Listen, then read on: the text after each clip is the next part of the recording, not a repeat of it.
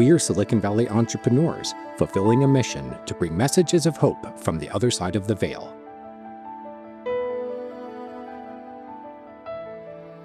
Hi, I'm John Thomas. As we record in late July of 2025, news is breaking that Trump's EPA will no longer consider greenhouse gas emissions to be harmful to humans. This effectively ends the EPA's power to regulate the emissions. And if you caught the episode before this one, you know why this news is stunning. Because you heard pioneering climate scientists Charles Keeling and Stephen Schneider tell us about the harm the emissions are causing and the science that proved it decades ago. They spoke with us from the other side through our friend Sam, the spirit medium. You heard Stephen and Charles tell us about how emissions are acidifying the oceans, affecting the weather, and warming the planet. You know the harm it's causing to humans and to Mother Earth, and why it's an insult to say otherwise.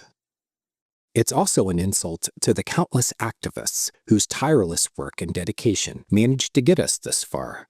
People who devoted their lives to the cause of preserving the planet, and gave their lives in some cases, like when an assassin shot rainforest activist Chico Mendes on his back porch in front of his family.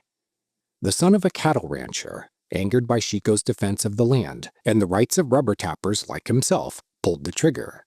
But others were hunting him, and many attempts to end his life had already failed. Another activist we spoke with through Sam, biologist Rachel Carson, sounded the alarm about pesticides for years before she was heard, and she endured the worst sort of heartbreak and hardship to see it through. The beloved documentarian Jacques Cousteau told us he got so disgusted and disheartened at one point from seeing the environmental destruction in the oceans, he was too angry to continue hosting his television show. So today, as the assault on the environment and reason and common sense continues, it's time for us to hear from those activists. It's more important than ever that we see the big picture like they see it from the other side, and hear their messages on this, the 11th episode of the Channeled Messages of Hope podcast. At age 9, Chico Mendes went to work in the jungle as a rubber tapper in his native Brazil, and by age 18, he'd started down the path of labor organizer and rainforest protector.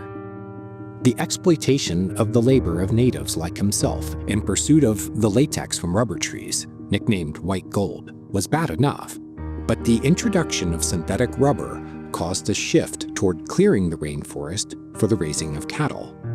It's a dirty business full of ruthless people. Listen to this clip of Mr. Mendes telling us about it through Sam. The ranchers are extremely dangerous because they have money to lose if they don't get their land cleared for the cattle. They hate the activists. They don't want to understand, so they don't understand why we are protecting. Even if they understood, they would not care. This is about greed. This is about taking the land and using the land for all it has. They feel these resources are for them. Now Chico looks back and sees more awareness of the rainforest situation, after 1,000 or more activists like himself died to help make that happen and to protect this precious ecosystem. And as Brazil's president, Lula da Silva, is deciding whether to veto a bill passed by Brazil's Senate that would roll back environmental protections of the rainforests, the legacy of activists like Mr. Mendes is threatened. Just as we thought we were turning the proverbial corner with the public in support of preservation and laws in place, it seems crazy that we're even talking about going back to how things were. Mr. Mendes says it's just as important now as it's ever been to speak up. There's an understanding of how much is at stake, how much we have to lose.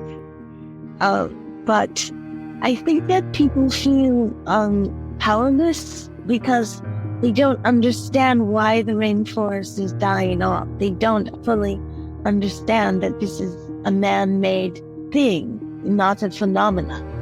And they don't understand how vital the rainforest is to the world in totality. The activists, they're giving their lives for this cause. And they know now, with the history of the activists dying, they know they are giving their lives now when they become vocal, when they become the peaceful activists. They know they are likely to give their lives.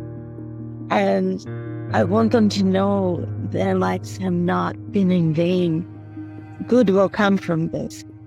We can hang our hats on the hope that good will come of our efforts in the rainforests and everywhere else that Mother Earth needs our help. Things may look bad now, but Chico, Rachel, and Jacques will tell you it used to be much worse. Rachel was one of the few people speaking out about the damage caused by the spraying of pesticides during her era. The stuff being sprayed these days is still toxic, but at least it's not DDT, the pesticide she got banned.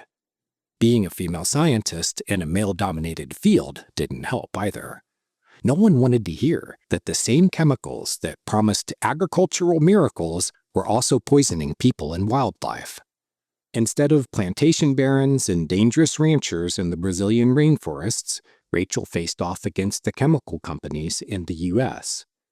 Listen to this clip of Miss Carson remembering what it was like leading up to the publication of her most famous book, Silent Spring, and what happened afterward. At that time, my book was very controversial, and that is why it got so much attention. And it was so controversial because the chemical companies went into an uproar saying that I was incorrect.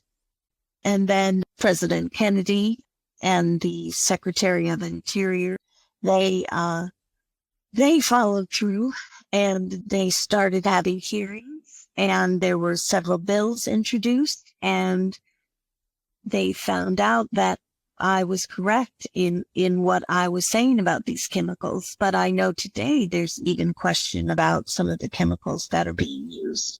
And at that time, they were wanting to completely eradicate insects. And then you don't have to deal with them anymore.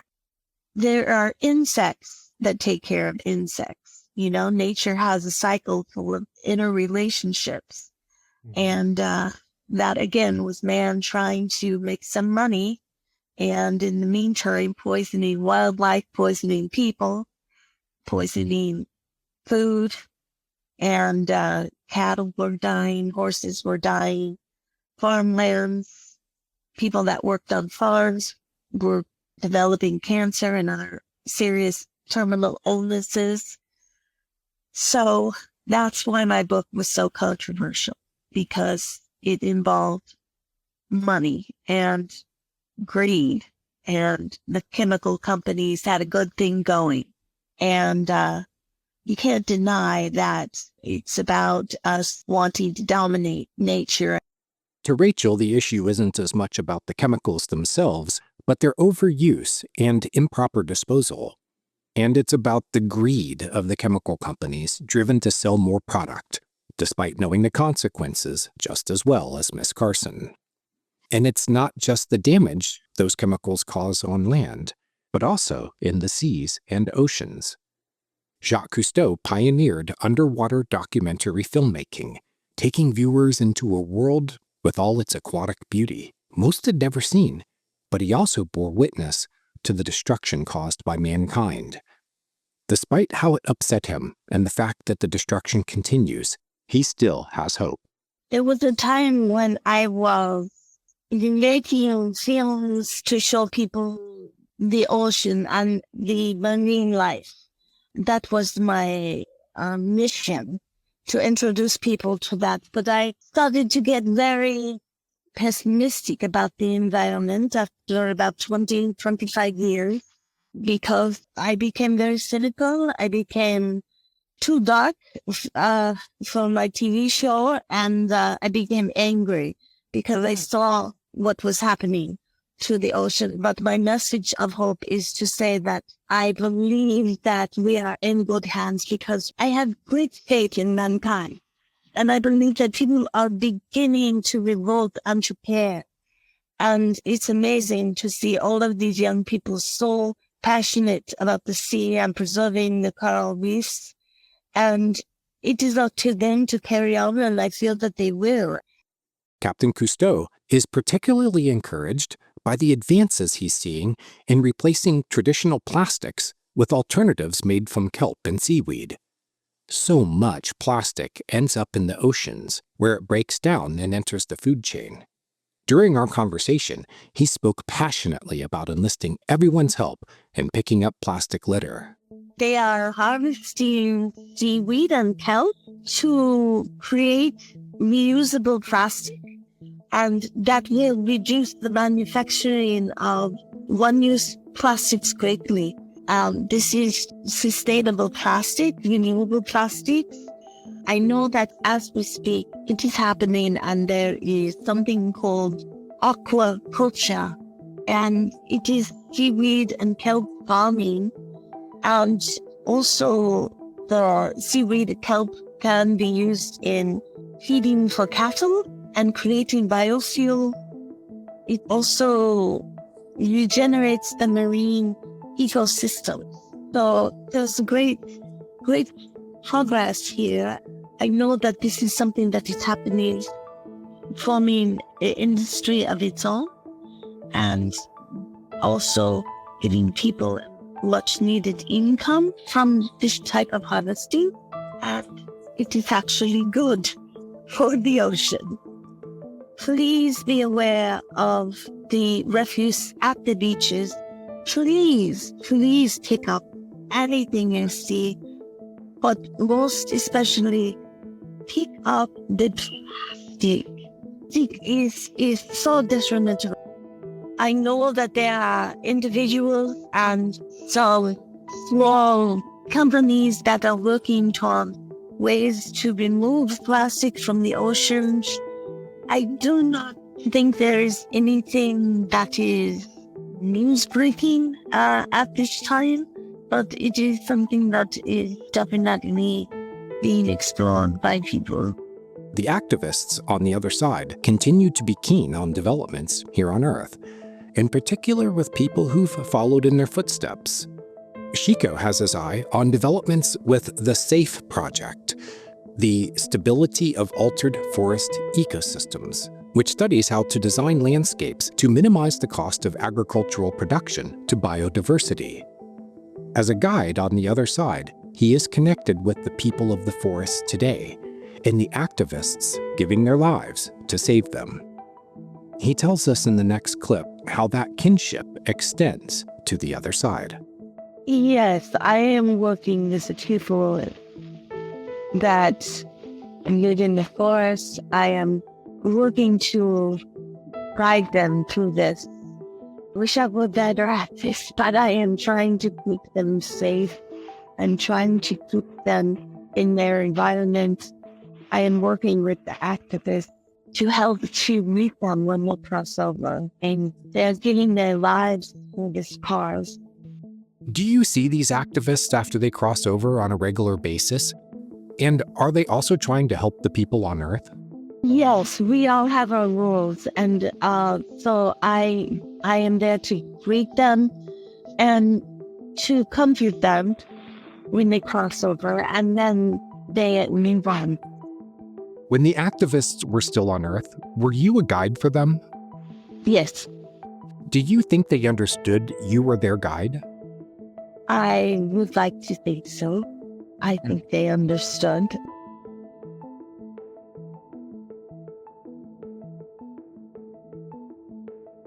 Rachel Carson is aware of and supporting the many young female scientists, which she was once herself, who want to contribute to saving the world.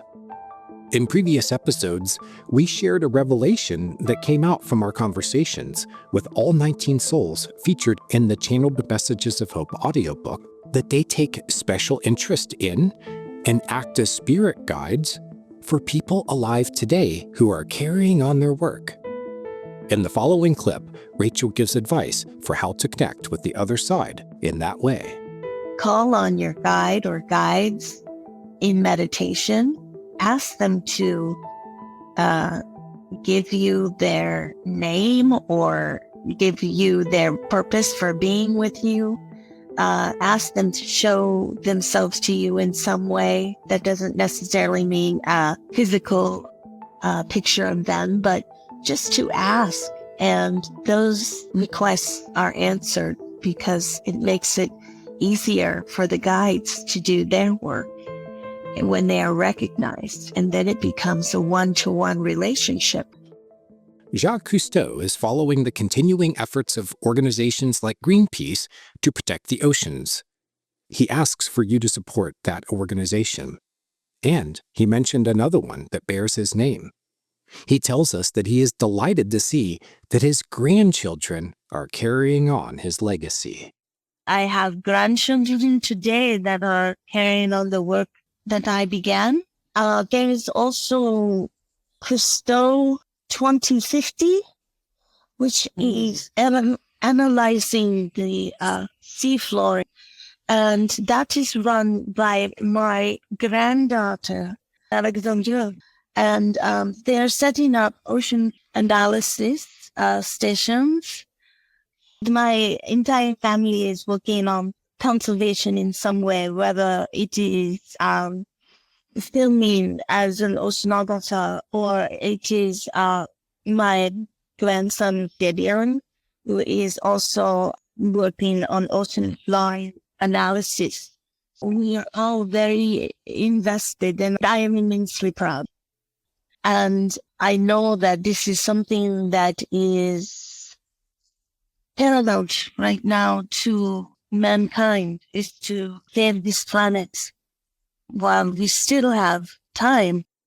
The passion of these activists continues into their next lives on Earth, too. Jacques told us he would like to reincarnate to continue his mission to protect the oceans and to extend his reach to space. See, the same sort of out-of-sight, out-of-mind behavior that's made a mess of the oceans is taking place in space, too. Previously, we reported sources that say up to 1 trillion pieces of junk could be floating in orbit around the Earth.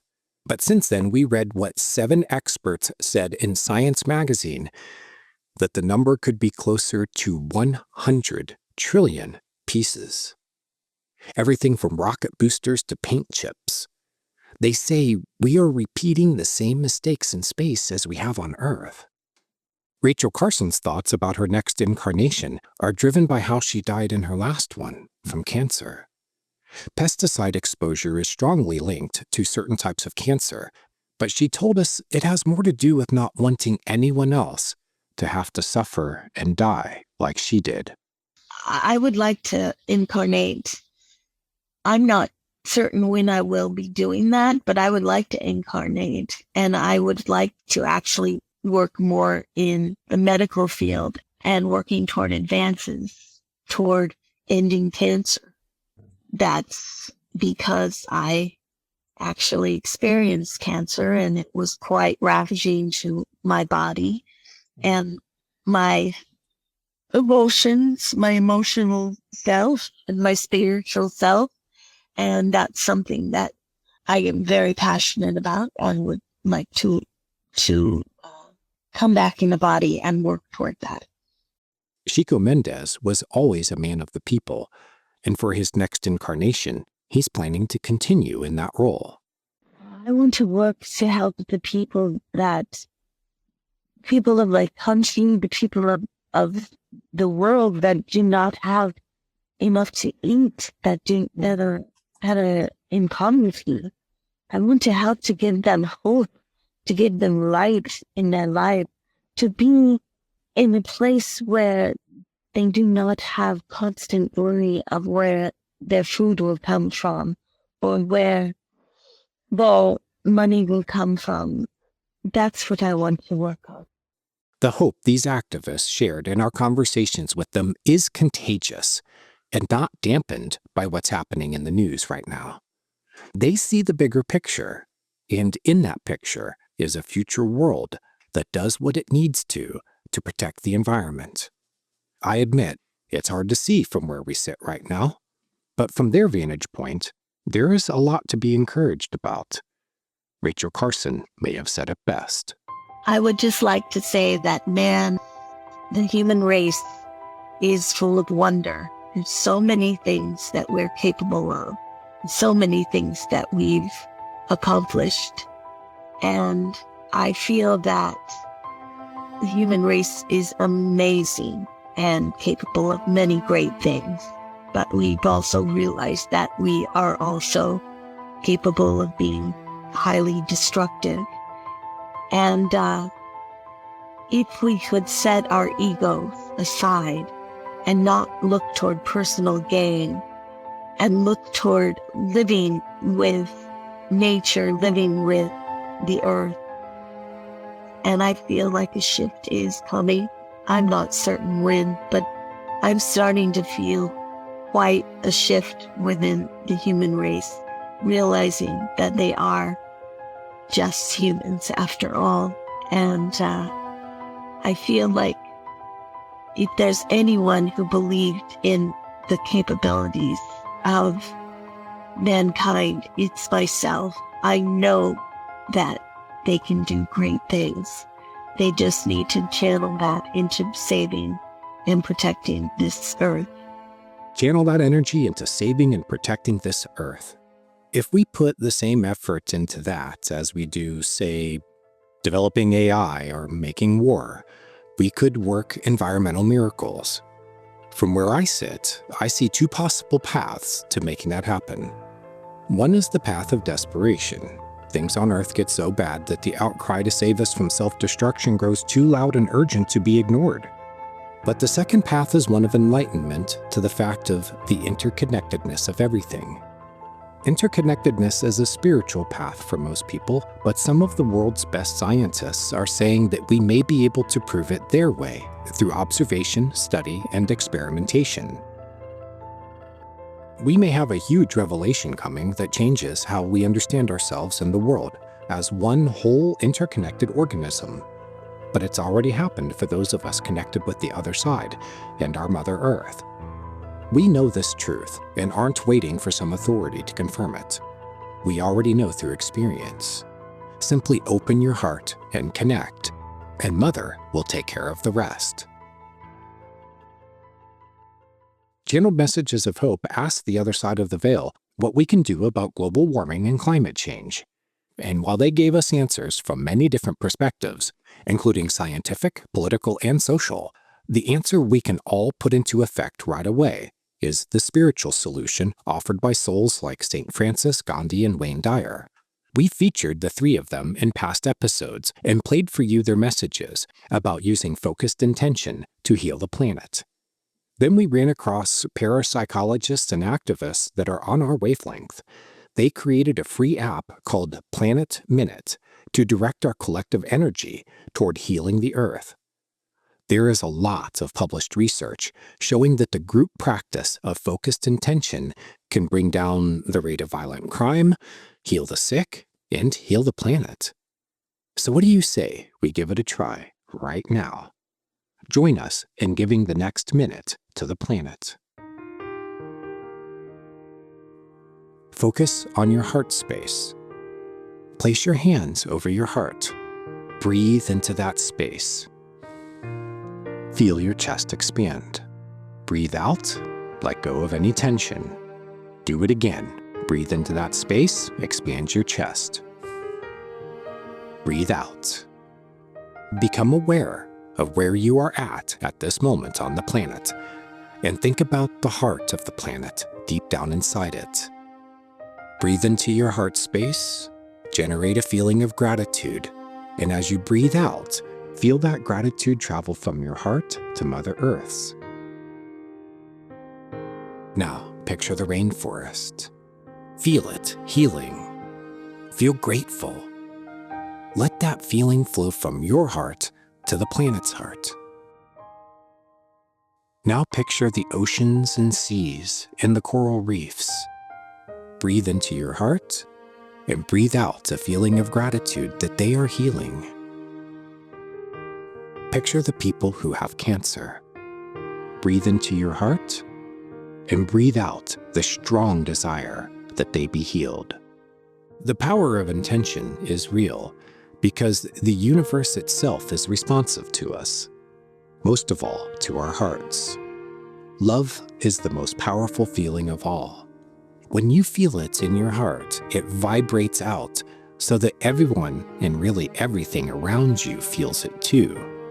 The Planet Minute app is available for Android and iOS devices. It'll remind you daily to take a minute to focus your intention. Our combined intention is how we will make a miraculous turnaround happen. For all the activists out there feeling discouraged, have hope. We are not alone in our efforts to preserve and protect the environment. I would like to end by giving you words that Miss Carson wrote. Those who dwell among the beauties and mysteries of the earth are never alone or weary of life. Those who contemplate the beauty of the earth find reserves of strength that will endure as long as life lasts. There is something infinitely healing in the repeated refrains of nature, the assurance that dawn comes after night and spring after winter. Please like and subscribe. Tell the algorithms that you dig what we're doing so more people can find us. Leaving a review on your favorite podcast platform would help our cause too. But word of mouth is our biggest helper. Albert Einstein predicted it's how people are going to hear about us, and it's already working.